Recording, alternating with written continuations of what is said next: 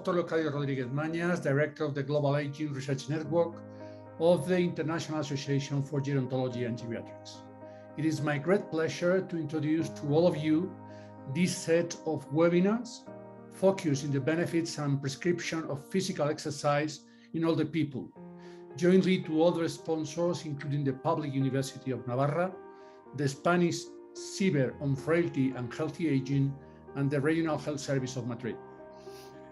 This course, coordinated and led by Professor Miquel Izquierdo from the Public University of Navarra, will address the general issue of physical exercise in several conditions and diseases, and also in different settings of care and approaches, from prevention to treatment. To achieve this purpose, the course has met an outstanding group of speakers. I would like to take advantage from this opportunity to express them my deepest gratitude. All of them are among the highest experts in the world in their field of interest. Moreover, all of them have led some of the most contributing studies to show the benefits of physical exercise in this group of population, the older people, the way of implementing the programs, and the target populations among this population, with a preferential focus on those who are frail. Recently, many of them have contributed to the document International Exercise Recommendations in Older Adults, Expert Consensus Guidelines, published at the end of the last year in the Journal of Nutrition, Health and Aging. This document, I think, means a true milestone for all of those working with older people. I am pretty sure that this set of webinars will fill some of the expectations of the attendees and will contribute to strengthen the role of IAGG in helping to the provision of the best care to all the citizens. Thank you very much for your interest in this web series. Hello, I am Miquel Izquierdo, Professor of Physiotherapy and Exercise Science in the Public University of Navarra and the Navarra Biomed in Pamplona, Spain. First of all, I would like to thank Professor Rodriguez Mañas, Director of the Global Aging Research Network and the International Association of Gerontology, to the opportunity to coordinate this seminar, as well as the geriatrics and the panel of experts and professors who will participate in this online seminar entitled Exercise Recommendations in Older Adults, Update State of the Art. Experts are going to talk about the important role that both structured exercise and overall physical activity play as preventive strategies for many chronic diseases, including cardiovascular disease, stroke, diabetes, osteoporosis, and obesity, improvement of mobility, mental health, and quality of life, as well as reduction in mortality, among other benefits. Notably, exercise intervention programs improve the hallmarks of frailty. For example, low body mass, strength, mobility, physical activity level, and energy, as well as cognition, optimizing functional capacity during aging.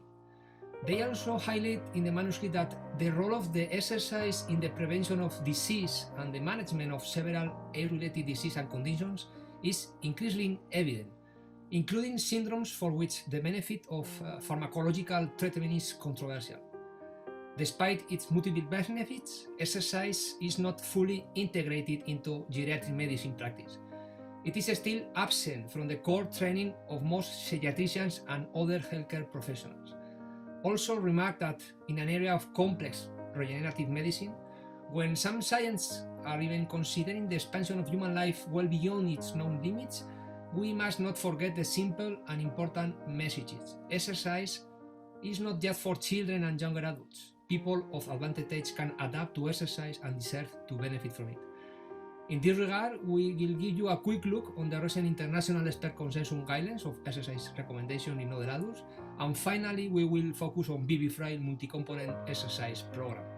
Hope you enjoy it and like it. Thank you very much.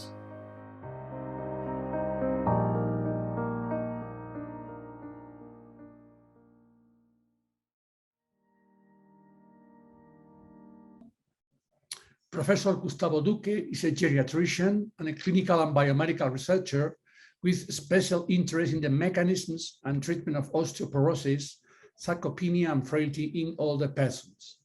His initial training included internal medicine at Javeriana University in Colombia, in Bogotá, and geriatric medicine, which he completed at McGill University in Montreal, Canada.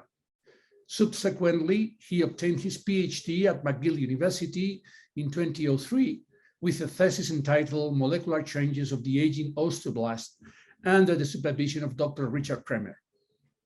Professor Duque's major research interests include the elucidation of the mechanisms and potential new treatments for age-related bone loss, osteoporosis, sarcopenia, osteosarcopenia, and frailty.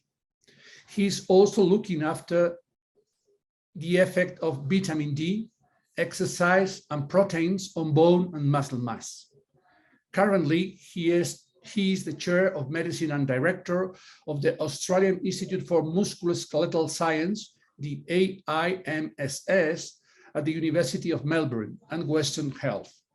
He's the author of more than 200 peer-reviewed articles and of multiple book chapters, and has edited 4 books in the aging and musculoskeletal fields, 2 of them focused on osteosarcopenia. He's also the director of the Fracture Care and Prevention Program at Western Health in Melbourne. As part of this program, Professor Duque implemented a falls and fractures clinic at Sunshine Hospital, where patients are assessed for falls and fractures risk in a comprehensive manner.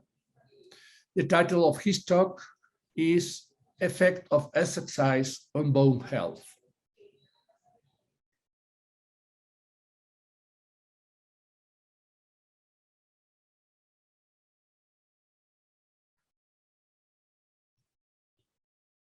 Hello, everyone. I would like to start by thanking the organizers for inviting me to talk today about the effect of exercise on bone health. My name is Professor Gustavo Duque.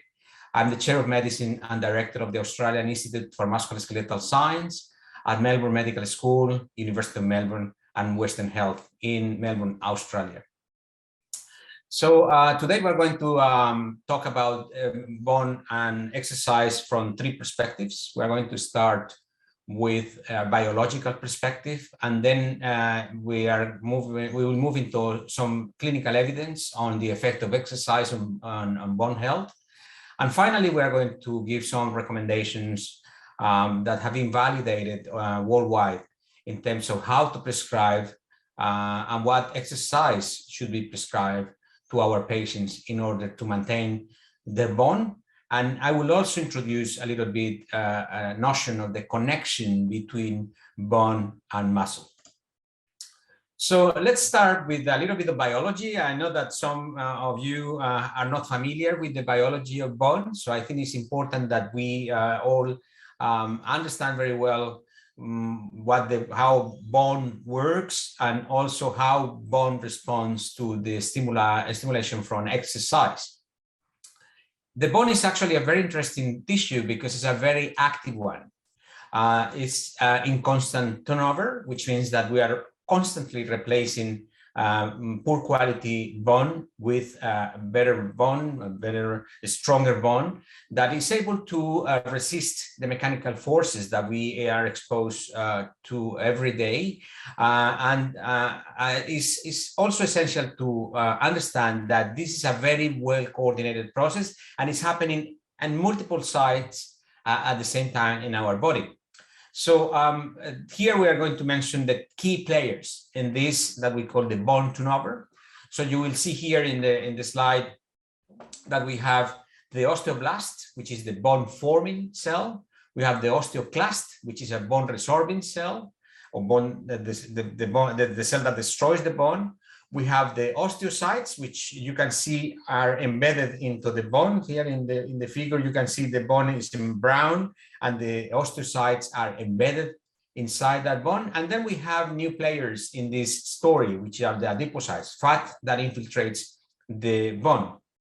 Why I'm mentioning this is because this process of bone turnover is very well coordinated in a way that you can see here how the osteoclasts come to this poor quality bone, destroy that bone, and then they are replaced by the osteoblasts, which are bone forming cells. At the same time that we have these osteoclasts eating the bone, we have the osteoblast forming the bone, but it is also regulated by multiple players, additional ones, and in this case, the osteocytes The osteocytes are osteoblasts that get embedded into the bone and are able to keep always in touch to each other. And this is essential and very important to understand the effect of mechanical forces, particularly of exercise on bone, because these osteocytes that you see here, they are very sensitive to mechanical forces, very sensitive to changes in the stress that is practiced against the bone. And therefore, these cells are the key regulators of the response of bone to exercise.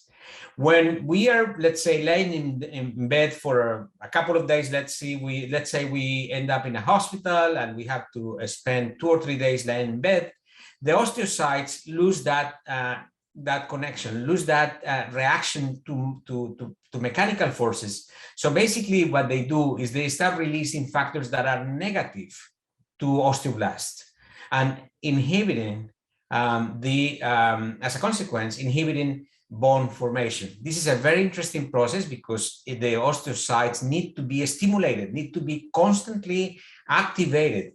And that way we prevent them to secrete these negative factors. You can see here SOST, which is,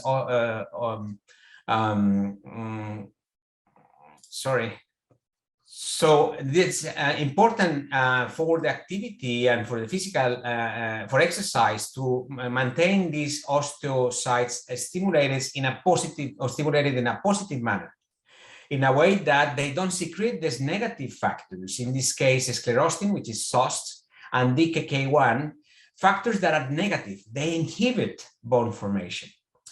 And once we decrease this level of bone formation, well, we are going to affect the whole process of bone turnover. So we won't be able to replace the poor quality bone with new, better bone.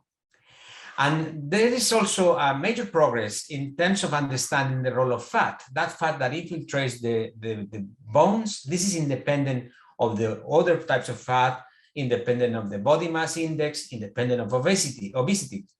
What we observe is that this fat infiltrates the bone and affects the function of the osteoblast. So the osteoblast has to work against multiple forces that are against or are affecting their function. One is the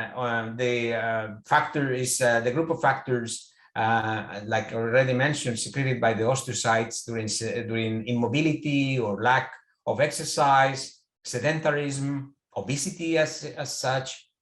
And we also have these factors that are negative and are secreted from the adipocytes that could reach not only the osteoblasts, as we show here, but could also reach the osteocytes, which you can see here in the right side of the slide. So what exercise does the effect of exercise on this process is first stimulating the osteoblast, second, stimulating the bone turnover in a positive manner, which means that we have more formation than bone destruction, and at the same time inhibits the activity, the negative impact of fat, internal bone marrow fat on the osteoblast. Why I'm spending quite a lot of time on biology is because this is essential to understand the principles of the importance of prescribing exercise for bone health. If the person is active, if we perform exercise on a regular basis, if we follow the guidelines that I'm going to mention later on, we will be able to produce a good quality bone where we'll be able to prevent an increase in bone resorption, and at the same time, we may prevent the negative effect that fat has on bone. But let's not forget the connection that we have between muscle and bone. This connection has been very well described. The knowledge about this connection has increased so much in the last, let's say, 10 years, in a way that now we know that muscle and bone are probably joint and unique tissue that responds to exercise not independently, but share the response to these mechanical forces. And how does it work? Well, it works in a way that, as I hope you remember the story about the osteoclasts, the osteocytes, and the osteoblasts in bone. But now we know that they are not independent. They actually respond to factors that are secreted by the muscle. Again, coming back to the example of somebody who is admitted into the hospital, has to lay down in bed for 3 or 4 days. What happened to that person is not only that their bone turnover decreases and the quality of the bone is decreased as well, but also the quality of their muscle and the muscle mass and function is affected. There are several factors that regulate the bone biology that come from the muscle. And this is very interesting. You can see some examples here of factors that are positive, that have a positive impact, an anabolic impact on bone. And those factors include, for instance, factors such as osteocalcin, factors that are positive and communicate positively. The other one is VIVA, irisin. These factors are secreted from the muscle. An active muscle starts secreting these factors into the circulation in an endocrine or even in a paracrine manner, and they reach the bone, stimulate bone formation. In contrast, again, if the person doesn't have any physical activity, we are only like a sedentary person, or the person has any other reason not to be able to do exercise or doesn't want to do exercise, what happens is these positive factors decrease, and then we start seeing negative factors also secreted by the muscle. And that is terrible because this communication generates a negative feedback in a way that, for instance, a typical example is myostatin. A factor that is secreted by the muscle is a negative factor that is secreted in situations of poor mobility or sedentarism. And then the negative signal comes to the bone, inhibits bone formation, and then the bone is unable to send positive signals. So it starts sending negative signals to the muscle. And this becomes a vicious cycle in a way that we lose both muscle and bone. We cannot forget about that connection between muscle and bone to understand exercise. Now let's move a little bit more into from biology into more clinical aspects of this, because I think that is a clear connection between what we observe in the muscle and bone connection, and specifically in the bone biology in situations of poor mobility or limited mobility or decreased mobility, and what we can obtain if we advise our patients to increase their physical activity. So there is enough evidence. I just brought a few aspects of this, but to understand the effect of exercise, again, we have to go back to the basics, in a way that if we exercise, and I will not go again into all the details, we know that if we exercise, the bone formation, bone remodeling increases because of mechanical loading, and also because of factors that are secreted by the muscle and the bone, and by a reduction in the fat content. All these will activate positive signals that stimulate healthy bone and that prevents bone loss. At the same time, again, that it prevents muscle loss. So there has been lots of meta-analysis. I like this particular one, which is, has been published a while ago, but I think that it was probably one of the most dramatic reports of the positive impact that exercise has on bone. This exercise, this systematic review and meta-analysis, I like this particular one because it looked at fracture number as the endpoint. So they didn't necessarily look at bone mineral density, they looked at fracture number. And this is essential because when we prescribe exercise to improve bone health in our patients, what we are targeting is not necessarily the bone mineral density, because not always the bone mineral density correlates with the level of risk of the level of fracture risk.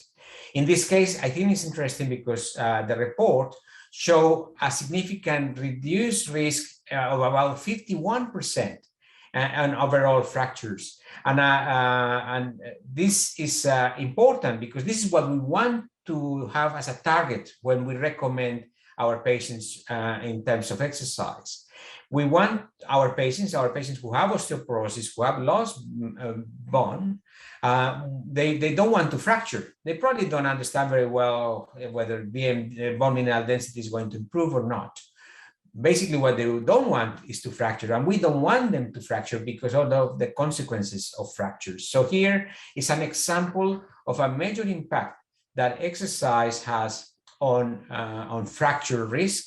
There have been, again, many of these similar analyses recently, but I think that it's important to highlight that the goal and it should be fracture prevention, and our conversation with our patients should be based on this, on offering them a possibility of a therapeutic, non-pharmacological possibility to improve their bone health and prevent fractures.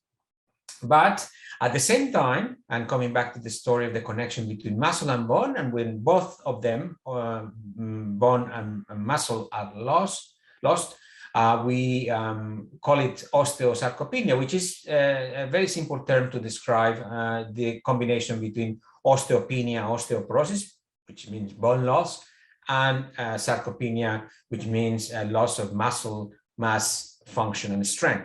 When we have both of them combined, and now we have very clear the connection between these two tissues, then we call it osteosarcopenia, and the risk of falls and fractures and other adverse outcomes is considered to be increased. Therefore, if we establish a protocol of exercise in our patients, maybe we could always think about combining it in terms of the approach to target osteoporosis and sarcopenia at the same time in the same subject. There have been some studies, although these studies have been small, and most of them have been combined with proteins, with supplements. So we don't have a clear idea at this moment whether a pure intervention in terms of exercise will have a beneficial impact on both, on muscle, on osteoporosis and sarcopenia. But this preliminary evidence, which is, I think, very interesting to report, because they already consider these patients as osteosarcopenic, and therefore they initiated interventions that could have an impact on both muscle and bone. So this is a story that will follow.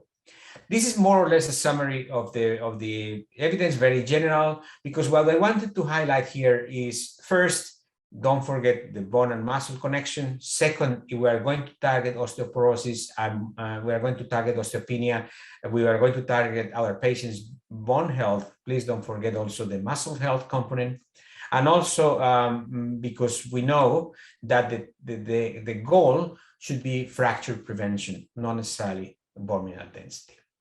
So for the last part of my talk, we are going to discuss about some guidelines that have been provided in recent years in terms to improve bone mass and also to prevent fractures.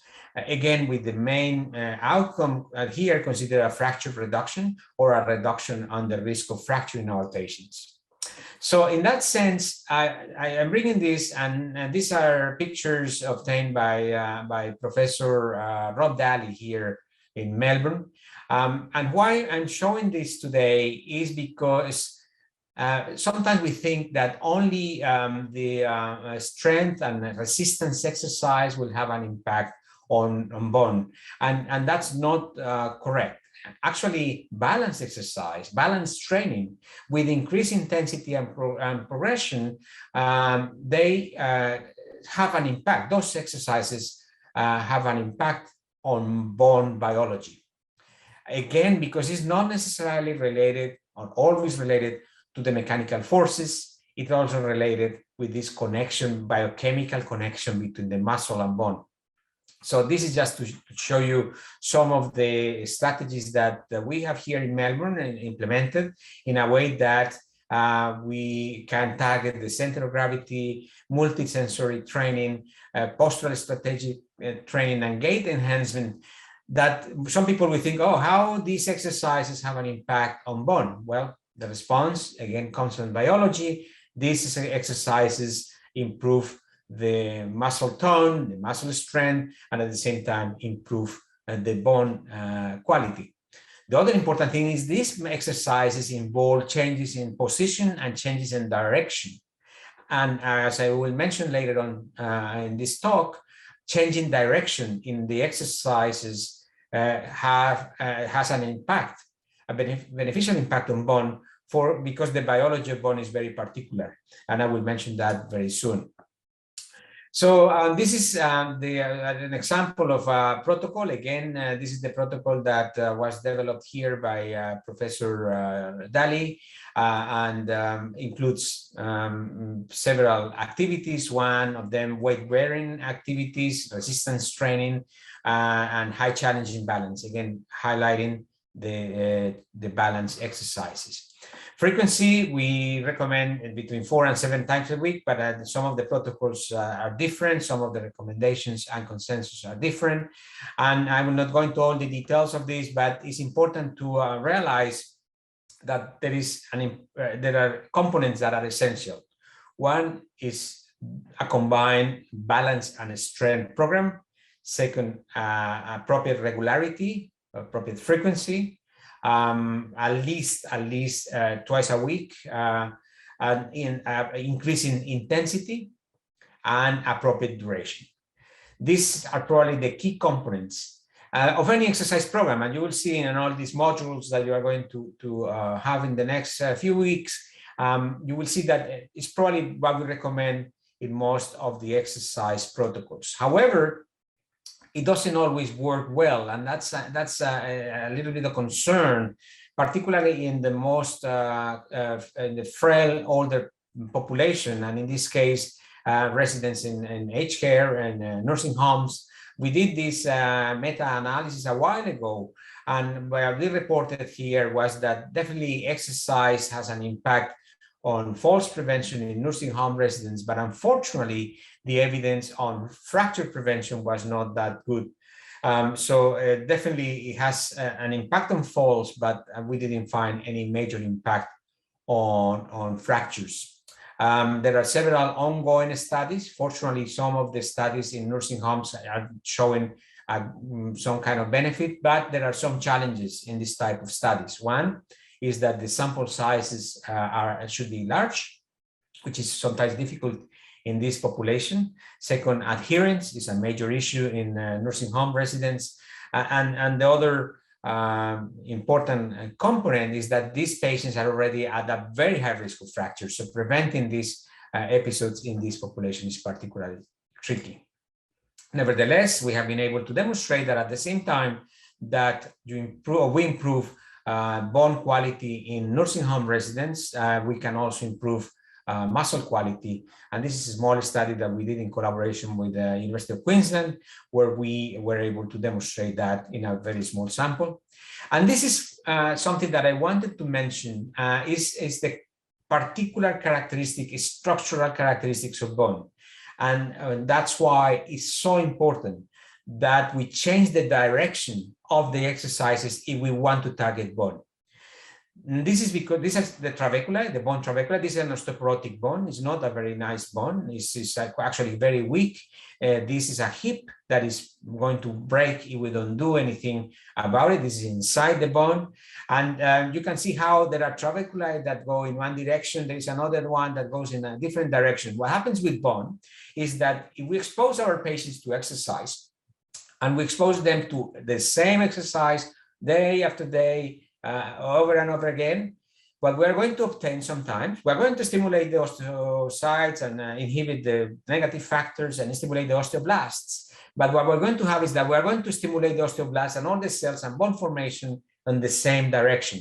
So the trabeculae that go in this direction are going to be very good, but the trabeculae that go in an opposite direction is not going to be that good. And that has been very widely demonstrated with the imaging and also with biomechanical studies, in which it has been suggested that if we want to have and implement an effective exercise intervention on bone, we should include variations in the direction of our exercises, our recommended exercises, if we want to have a global impact on bone quality.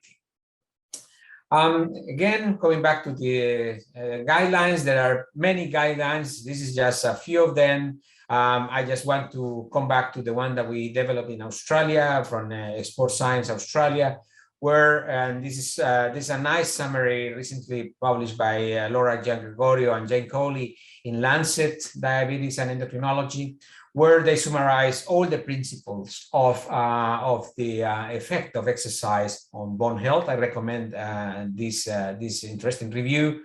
And again, coming back to what we recommended is basically what I already mentioned before, moderate to high impact loading. This is when we think about bone as a target, 4 to 7 days a week, about 50 jumps per session. And for those individuals at moderate risk, more than 4 times body weight. For individuals at high risk, 2 to 3 times body weight. Then we have the progressive resistance training twice a week at high to very high intensity, and balance training 4 sessions per week at a challenging intensity. This protocol is expected not only to have an impact on bone, but also has a beneficial impact on muscle. Of course, there are other protocols more specific for muscle gain, but this one in older person have been demonstrated to have a dual impact on muscle and bone. And of course, I would like to highlight the recent international exercise recommendation in older adults by the ICFSR, where we had the honor of participate and collaborate with Professor Izquierdo, where I think that we provided with an interesting summary of a very, very practical summary, I will say, of all the evidence in terms of exercise. We summarize some of those recommendations, particularly for bone and for bone health. And again, Laura Giangregorio summarized that recently, very recently, this month, very similar to what we mentioned in the paper in the Journal of Nutrition, Health and Aging, where the practice points, and this is very practical, is to encourage a variety of types and intensities of physical activity. Again, prioritize the balance, functional and resistance training twice weekly. And this is also important because some of our older persons don't want to be all the time going to a group exercise. They want to do their own things like walking, impact exercise, yoga. So they enjoy that. They should be encouraged to do it, but it should be in addition to a well-established exercise program targeting these bone health aspects. Avoid generic advice, and if we are going to give some specific activities, particularly when we are going to recommend exercise at home, it's important that we give clear instructions. Sometimes these patients have already suffered fractures. Some of these patients have already suffered vertebral fractures. Some of them are limited by pain or mobility or limited mobility or severe kyphosis. So we should always keep that in mind because they cannot always follow the instructions that we give them. And it's also essential that ideally, actually, that individuals with osteoporosis should seek advice from exercise professionals. Some of them, particularly those who have had several vertebral fractures or have had a hip fracture, it's recommended that professional advice should be established by an exercise physiologist, kinesiologist, or physiotherapist, at least in the initial phase of the exercise program to avoid injury or additional fractures. And again, this is a protocol that doesn't necessarily replace the protocol for other objectives, let's say cardiovascular, cardiometabolic. But if we think that the patient is at very high risk of having fractures and has osteosarcopenia, it's always optimal if we provide them with an exercise program that has the characteristics listed here. So with this, I would like again to thank the invitation to participate in this program. I hope that I have been able to summarize not only the principles of the importance from biology to clinical evidence of the importance of improving muscle and bone health in our patients by establishing very clearly defined and objective-based exercise programs that may have a dual impact on these tissues, but at the same time, we have a major fracture risk reduction, and also as an added benefit, a false reduction effect. With this, thank you very much, and thanks for your attention.